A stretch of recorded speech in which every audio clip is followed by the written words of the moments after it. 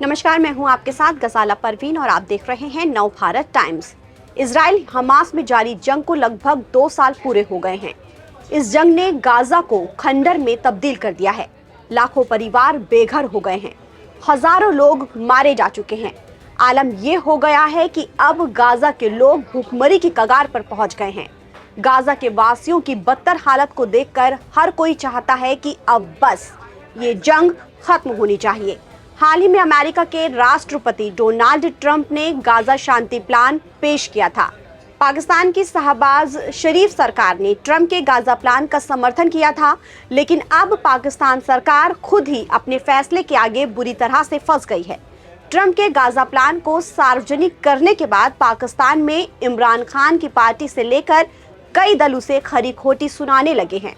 आपको बता दें कि पीएम शहबाज शरीफ और फील्ड मार्शल आसिम मुनीर ने ट्रंप से मुलाकात के बाद गाजा प्लान का समर्थन करने का ऐलान किया था। वहीं अब पाकिस्तान का कहना है कि गाजा प्लान पर हमारी सारी बातें नहीं मानी गई हैं। पाकिस्तान के विदेश मंत्री इशाक डार ने दावा किया है कि ट्रंप सरकार ने पहले की योजना में बदलाव कर दिया है जो उसे मंजूर नहीं है। उन्होंने कहा है कि अगर 8 मुस्लिम देशों की ओर से संयुक्त रूप से पेश किए गए प्रस्तावों को मंजूर नहीं किया गया तो ये गाजा शांति योजना उन्हें स्वीकार नहीं होगी। वहीं पाकिस्तानी विदेश मंत्री ने संदेश दिया है कि अगर शांति समझौते के तहत गाजा में कोई इंटरनेशनल स्टेबलाइजेशन फोर्स तैनात की जाती है तो उनका देश इसमें शामिल हो सकता है। बता दें कि ट्रंप ने गाजा के लिए जिस शांति प्लान की रूपरेखा तैयार की है उसके तहत गाजा में 72 घंटे में जंग की समाप्ति, बंधकों की वापसी, युद्ध से जुड़े हथियारों का सरेंडर, गाजा में शांति सैनिकों की तैनाती और युद्ध से ध्वस्त हो चुके इस शहर का पुनर्निर्माण शामिल है। इशाक डार ने कहा है कि गाजा में हिंसा समाप्त करने के लिए हाल में घोषित शांति प्रस्ताव के तहत वहां मुस्लिम राष्ट्रों की शांति सेना के हिस्से के रूप में सैनिकों की तैनाती पर पाकिस्तान का शीर्ष नेतृत्व फैसला करेगा।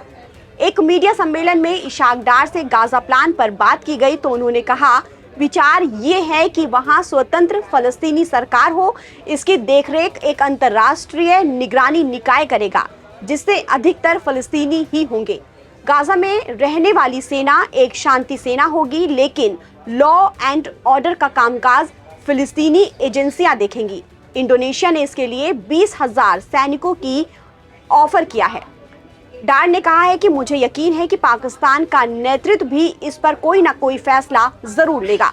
ट्रंप के साथ बैठक की डिटेल देते हुए उन्होंने कहा कि इसका मकसद गाजा में युद्ध विराम के लिए प्रयास करना, मानवीय सहायता भेजने की व्यवस्था करना, फिलिस्तीनियों के जबरन विस्थापन को रोकना और विस्थापित गाजा वासियों की वापसी की व्यवस्था करना है। ट्रंप और नेतन्याहू के ऐलान पर कई देश हैरान हैं। इसके साथ ही ये भी सवाल उठने लगा है कि अलग फिलिस्तीनी देश का क्या होगा। नेतन्याहू ने कहा है कि वहां फिलिस्तीनी देश को बनने नहीं देंगे, तो वहीं इशाक डार ने दावा किया है कि पाकिस्तान के फिलिस्तीनी देश के रुख पर कोई बदलाव नहीं हुआ है। पाकिस्तान द्विराष्ट्रीय सिद्धांत का समर्थन करता है। उन्होंने कहा है कि मुस्लिम नेताओं का मकसद गाजा में हिंसा को रोकना और वहां मानवीय सहायता पहुंचाना है।